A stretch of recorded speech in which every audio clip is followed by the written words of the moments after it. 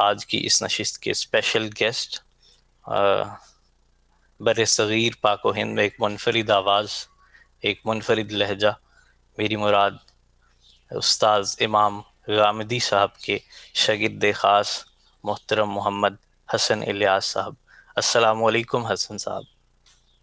وعلیکم السلام ورحمۃ اللہ برادرم۔ صاحب ہم اپنی نشست کا آغاز کرتے ہیں۔ میرے پاس غامدیز نیریٹو سے ریلیٹڈ چند سوالات ہیں جو میں آپ کی خدمت میں پیش کروں گا۔ حسن صاحب یہ بتائیے کہ غامدی صاحب کے بیانیہ میں وہ کیا امتیاز ہے جو ان کی آواز کو بر صغیر پاک و ہند میں منفرد حیثیت دیتا ہے؟ الحمدللہ رب العالمین والصلاة والسلام علی محمد الامین وعلی آلہ وصحبہ اجمعین۔ اعوذ باللہ من الشیطان الرجیم، بسم اللہ الرحمن الرحیم۔ سب سے پہلے تو میرے دوست آپ کا شکریہ کہ آپ نے اس طالب علم کو مدعو کیا، اور حقیقت یہی ہے کہ ہم محض کسی قصر نفسی میں اپنے آپ کو طالب علم نہیں کہتے، بلکہ بالکل ابتدائی نوعیت ہی کے طالب علم ہیں جو غامدی صاحب کے قدموں میں بیٹھتے ہیں، ان کی صحبت سے مستفید ہوتے ہیں، ان کے مشاہدات، ان کے عقلی استنباط، ان کے علمی نتائج، ان کو شب و روز جاننے کی صحیح کرتے ہیں۔ اور یہ ابتدائی سفر ہے ابھی، اور اس سفر میں بڑی مراحل اور بڑی منزلیں ہیں جن سے ابھی ایک طالب علم نے گزرنا ہے، تو میں اپنے آپ کو اسی مقام پہ رکھتا ہوں، اس سے آگے کا کبھی میں نے تصور نہیں کیا۔ جہاں تک آپ کے سوال کا تعلق ہے، تو غامدی صاحب کو عام طور پہ دنیا نے بہت ہی غلط انداز میں سمجھا ہے، اور اس کا دوش ہم دنیا کو نہیں دیتے، شاید خود ہمارے پریزنٹیشن یا ہمارے فکر کے دنیا کے سامنے آنے کے مراحل میں کوئی کمی یا کوتاہی رہ گئی ہے، جس کی وجہ سے یہ خدشات لوگوں کے دل میں پیدا ہوتے ہیں۔ غامدی صاحب کی جو سب سے امتیازی جہت ہے، جو عام طور پہ لوگوں کی نظروں سے اوجھل ہے، وہ یہ ہے کہ وہ سر تسر اپنی روایت، اپنے ماضی کے علم، اپنی تراث، اپنی مذہبی شناخت، اپنی تہذیبی شناخت، اور امت کے اندر جس طریقے سے دین اور مذہب کو سمجھنے کی ایک فکر ڈیولپ ہوئی ہے، اس کے شانہ بشانہ اور اس کے اندر کھڑے ہوئے آدمی ہیں۔ عام طور پہ لوگ غامدی صاحب کے مختلف آراء سے واقف ہوتے ہیں سوشل میڈیا کے تھرو، یا کچھ عرصہ پہلے تک الیکٹرانک میڈیا کے تھرو۔ ان کے اندر جو جو چیزیں لوگوں کے سامنے آتی ہیں، وہ مختلف اجتہادی اور نئے اطلاقی معاملات میں ان کی آراء ہیں۔ یہ کہنے میں کوئی تعمل یا تردد نہیں ہونا چاہیے کہ اس وقت ہمارے ہاں مذہبی علم کی جو روایت ہے، وہ چیزوں کو جس زاویہ نظر سے دیکھتی ہے اور اس کا جو ایک عملی نتیجہ مرتب ہوتا ہے، غامدی صاحب نتائج کے اعتبار سے ان سے بے تحاشا مقامات پر مختلف کھڑے ہوئے نظر آتے ہیں۔ لیکن ایک عام آدمی جب ان کو اس زاویے سے سنتا ہے، سمجھتا ہے، تو اس کے ذہن میں یہ تاثر ابھرتا ہے کہ جیسے معاشرے کی افادیت، جدید مذہبی ذہن کے اضطرابات، اور دنیا بھر میں مغربی تہذیب، فکر اور فلسفے نے جو ایک تغیر بپا کیا ہے، شاید غامدی صاحب اسی سے متاثر اور اسی کو ایڈجسٹ کرنے کی راہ میں گامزن ہیں۔ یہ ایک تاثر ہے جو عام لوگوں کے دل میں اٹھتا ہے، اور بدقسمتی سے ہمارے جو مذہبی علماء ہیں، انہیں بھی غامدی صاحب کے افکار و نظریات کا تعارف اسی زاویہ نظر سے ہوا۔ اسی لیے اگر آپ ان کے پاس بیٹھیں، ان سے گفتگو کریں، تو آپ پہ یہ بالکل واضح ہو جائے گا کہ وہ یہ سمجھتے ہیں کہ غامدی صاحب لوگوں کو یا سماج کو یا معاشرے کو یا خارج کو مذہب کے رنگ میں ڈھالنے کی یا مذہب کو ان کے لحاظ سے موافق بنانے کی کوئی توفیق یا تطبیق پیدا کرتے۔ یہ وہ پہلی جہت ہے کہ جس سے لوگ بالعموم واقف ہوتے ہیں۔ دوسری جہت ایک یہ ہے کہ جس کے مذہبی علماء عام طور پہ ناقد ہوتے ہیں، اور وہ یہ کہتے ہیں کہ ان کا کوئی نظام فکر نہیں ہے، یہ الٹپ گفتگو کرتے ہیں، ان کے ہاں کوئی اصول سے اطلاق میں استدلال کے مراحل، کسی ایک اجتہادی مسئلے میں رائے اختیار کرنے کا کوئی زاویہ نظر، کوئی کنکریٹ نظام فکر یا اپسٹمالوجی یا بنیاد نہیں رکھتا. تو وہ لوگ جو سنجیدہ علم کے طالبان ہیں، علوم دینیہ کے طلباء ہیں یا مذہبی ریسرچ کا کام کرتے ہیں، وہ بھی اس سے مکمل طور پہ ناواقف رہے کہ غامدی صاحب جب کوئی گفتگو کرتے ہیں یا کسی مسئلے میں اپنی کوئی رائے دیتے ہیں تو اس کے پیچھے ایک بہت ہی محکم، منظم اور کوہرنٹ نظام فکر ہے. یہ دو جہتیں ہیں جن سے عام طور پر ایک آدمی غامدی صاحب کے پورے نقطہ نظر، ان کے بیانیے کے بارے میں ایک تاثر قائم کرتا ہے. میں اس کو کہیں خارج میں کھڑے ہو کے نہیں دیکھتا، خود میرا اپنا سفر یہی ہے. ایک دینی طالب علم کی حیثیت سے جب ہم ان سے متعارف ہوئے تو ابتدائی یہی دو تاثرات تھے. ایک شخص جو ہے وہ جدید مغربی تمدن اور اس کے نتیجے میں جو ایک تہذیبی غلبہ پیدا ہوا ہے، اس میں محروم مذہبی شناخت کو اسی سماج کے رنگ میں ڈھال کے قابل قبول بنانے کی کوشش کر رہا ہے. اور دوسرا یہ کہ جو کچھ وہ کوشش کر رہا ہے اس استدلال کے اندر اس کے زور بیان تو ہے، اس کی قوت تخیل تو ہے، اس کے ہاں کسی چیز کو پریزنٹ کرنے کا منطقی صغرا کبرا تو ہے، لیکن جس طریقے سے مذہبی مقدمات ہمارے ہاں تشکیل پاتے ہیں اس میں ماخذ کی بحث ہوتی ہے، سورسز کی بحث ہوتی ہے، پھر اس کے بعد کیسے علت کو ڈھونڈا جاتا ہے، اس کے اوپر قیاس کا پورا عمل ہوتا ہے. ایک بڑی زندہ، بڑی جاویدہ، بڑی روشن، بڑی تابندہ و درخشاں ہمارا علمی روایت ہے جس میں مذہبی معاملات میں اپروچ کرنے کے کچھ سیٹ پیٹرنز ہیں. تو ان سے بھی مجھے یہ ہٹے ہوئے نظر آتے تھے. یہی تاثر ہے، میں جب بھی باہر نکلتا ہوں ان لوگوں سے بات کرتا ہوں جو بظاہر ابتدائی طور پہ غامدی صاحب سے متعارف ہوتے ہیں، یہی دو باتیں وہ بیان کرتے ہیں. لیکن اگر آپ سنجیدگی سے آگے بڑھ کے ان دونوں تاثرات کو ڈائسیکٹ کریں، اور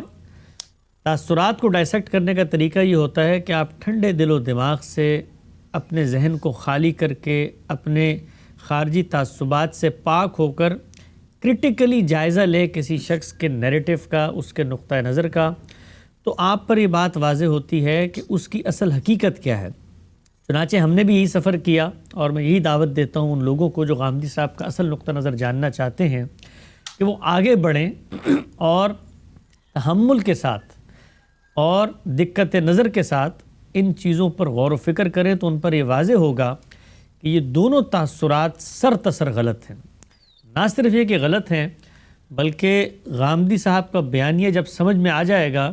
تو یہ دونوں کے دونوں نقطہ نظر ایک گمراہی کی شکل میں آپ کو نظر آئیں گے. یعنی جن چیزوں کو ہم غامدی صاحب کی شناخت یا تعارف قرار دیتے ہیں، جب ہم خود غامدی صاحب کے نظام فکر کا مطالعہ کر لیں گے تو ہم پر یہ بات دو اور دو چار کی طرح واضح ہو جائے گی کہ ان کا تو ان سے دور دور کا بھی تعلق نہیں ہے. یہ بھی حقیقت ہے کہ ہمارے معاشرے میں ایسے لوگ پائے جاتے ہیں، ایسے پورے کے پورے نقاطہ نظر ہیں، ایسے کے پورے مکاتب فکر ہیں جو اس طرح کی چیزوں کی ترویج کرتے ہیں، لیکن کم از کم غامدی صاحب کا نقطہ نظر یا ان کا استدلال کا طریقہ ان سے سر تسر مختلف ہے. ان کا استدلال کا طریقہ کیا ہے؟ ان کے استدلال کے طریقے پہ اگر آپ غور کریں تو وہ ایسا نہیں ہے کہ آج کوئی شخص اٹھ رہا ہے اور دین پر ابتدائی غور و فکر اور دین کے مصادر اور دین کے مراجع اور دین کے اندر جو کچھ کرنا ہے اس کا آغاز کر رہا ہے،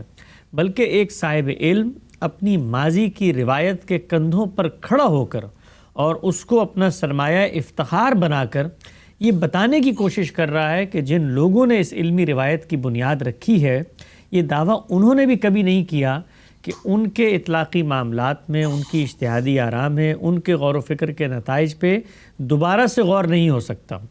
تو قرآن اور سنت یہی دو بنیادی مصدر و ماخذ ہیں جو رسول اللہ صلی اللہ علیہ وسلم کی ذات سے ہمیں ملے ہیں. چنانچہ دین کا تنہا ماخذ روئے زمین پر وہ کون ہے؟ وہ اللہ کا یہ پیغمبر ہے. اس معاملے میں کہ اللہ کا پیغمبر خدا کی ہدایت لے کر آتا ہے، پوری امت کے شانہ بشانہ کھڑے ہو کر ہم اسی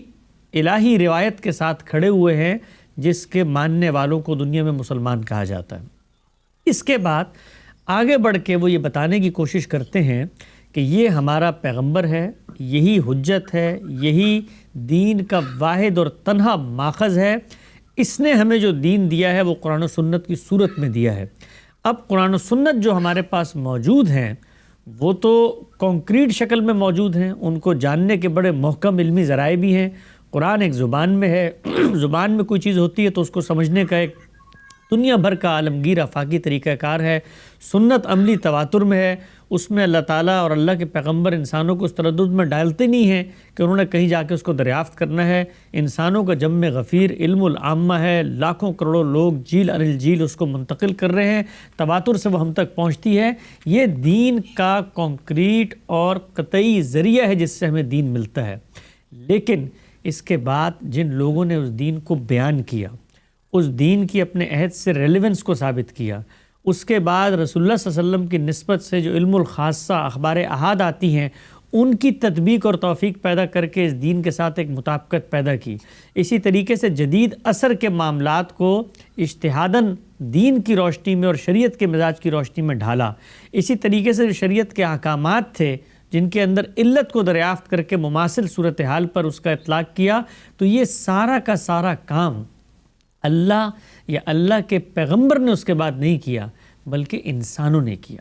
اور جن انسانوں نے کیا ان کی عبقریت، ان کا نابغہ روزگار ہونا، ان کے للہیت، ان کے تقوی، ان کے اخلاص، ان کے خضوع، ان کے تذلل میں ہمیں کوئی شک نہیں ہے، ان کے علم میں بھی ہمیں کوئی شک نہیں ہے۔ لیکن یہ حق ہر انسان کو پہنچتا ہے کہ وہ بربنائے استدلال اور بربنائے دلیل آگے بڑھ کر یہ بتائے کہ اگر آپ اس کو دین قرار دے رہے ہیں اور اس کی بنیاد قرآن مجید یا سنت متواترہ پہ رکھ رہے ہیں تو اس استدلال کے اندر یہ اسقام ہے، یہ خامی ہے، یہ کمزوری ہے، اور اس کے متبادل میں ایک دوسرا استدلال پیش کرتا ہوں۔ تو غامدی صاحب کی پوری فکر کا اگر آپ جائزہ لیں تو وہ کہیں پر بھی آپ کو یہ کہتے ہوئے نظر نہیں آئیں گے کہ جی دین پر غور و فکر کا میں نے آغاز کیا ہے، یا پھر ماضی کی جو علمی روایت ہے ان سب کو آپ بحیرہ عرب میں سمندر برد کر دیں اور ہمیں ان کی کوئی ضرورت نہیں ہے، بلکہ وہ اس علمی روایت کا احترام کرتے ہوئے، جیسے ایک سائنس کا ٹیچر آگے بڑھ کے اپنے ماضی کی ایجادات کا احترام کرتے ہوئے، اپنے سائنسدانوں کی عظمت کا اعتراف کرتے ہوئے آگے بڑھتا ہے، بالکل اسی طرح غامدی صاحب بھی آگے بڑھتے ہیں اور لوگوں کو یہ بتاتے کہ زندہ علم کی روایت کو بیدار کیا جائے، اور ان تصورات کو جو دین نہیں ہے اصلاً انسانی فہم پر مبنی ہیں ان کو ریویو، ان کو ریوزٹ، ان کو ری لرن، ان کو ری تھنک کرنے کی ایک روایت کا آغاز کرنا چاہیے ہے۔ اور یہ روایت بھی خود غامدی صاحب کی وضع کردہ نہیں ہے، یہ روایت بھی ہمارے ماضی کی امت میں علم کی ایک ٹریڈیشن کے طور پہ جاری ہے۔ ہمارے ہاں جو بہت بڑا مسئلہ ہوا وہ یہ کہ ہم اپنے ٹریڈیشن سے بھی دور ہو چکے ہیں، ہمیں یہ تک نہیں پتا کہ وہ معاملات کو کیسے دیکھتے تھے، چنانچہ اب ہر بات پہ کہہ دیا جاتا ہے جی اس پہ تو اجماع ہے، اس پہ تو تمام علماء کی یہ رائے ہے۔ اگرچہ آپ پیچھے جائیں تو آپ کو یہ ملے گا کہ لوگ غور کر رہے ہیں، اختلاف کر رہے ہیں، یا اگر اختلاف نہ ہوتے اور دین ایک ہی تھا تو یہ چار مکاتب فکر کیوں وجود میں آتے، اور اگر چار بن گئے تھے اور وہی اللہ کی آخری حجت تھے تو پھر اس کے بعد ان کے شاگرد ان سے اختلاف کیوں کرتے، ان کے شاگردوں کے شاگرد ان سے اختلاف کیوں کرتے؟ آپ کو یہ بات جان کے تعجب ہوگی کہ فقہ حنفی جو اس وقت ہمارے سامنے ہے، اور یہ محققین جن لوگوں نے اس علم پر کام کیا ہے وہ یہ بتاتے ہیں کہ یہ موجودہ فقہ حنفی کی صورت میں جو ہمارے سامنے ہے اس میں کم از کم 70-75% مفتہ بھی اقوال وہ آراء کے جن پر عملی فتویٰ دیا جاتا ہے خود امام صاحب کی رائے کے خلاف ہے، امام ابو حنیفہ، امام اعظم، سراج الائمہ، ان کی آراء کے برخلاف ہے۔ کہیں پر صاحبین، کہیں پر شیخین، کہیں دو مل کے فتویٰ دے رہے ہوتے ہیں، کہیں ایک شاگرد اپنے استاد سے اختلاف کر رہا ہوتا ہے، پوری کی پوری روایت آگے جنم پائی اصحاب ترجیح کی جو خود اپنے ائمہ کے اقوال میں ترجیح پیدا کرتے ہیں۔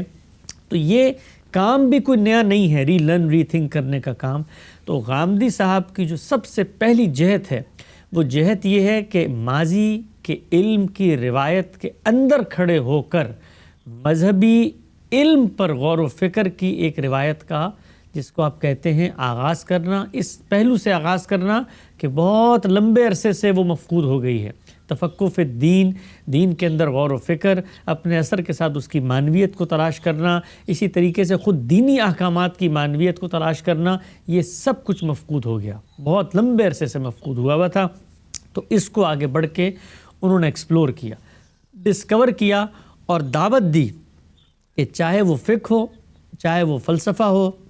چاہے وہ تصوف ہو، چاہے وہ کلام ہو، کوئی بھی روایت ہو، اس کو بہر کیف قرآن و سنت کے محکم اور قطعی ذرائع کے سامنے پیش کیا جائے گا۔ اگر وہ اسے قبول کریں گے تو ہم اسے اپنائیں گے، اگر وہ قبول نہیں کریں گے تو ہم اسے نہیں اپنائیں گے۔ تو اس پہلو سے غامدی صاحب سر تسر ایک روایت پسند آدمی ہیں، ایک روایتی آدمی ہیں جو اسی ٹریڈیشن کے اندر کھڑے ہو کر دین پر غور و فکر کا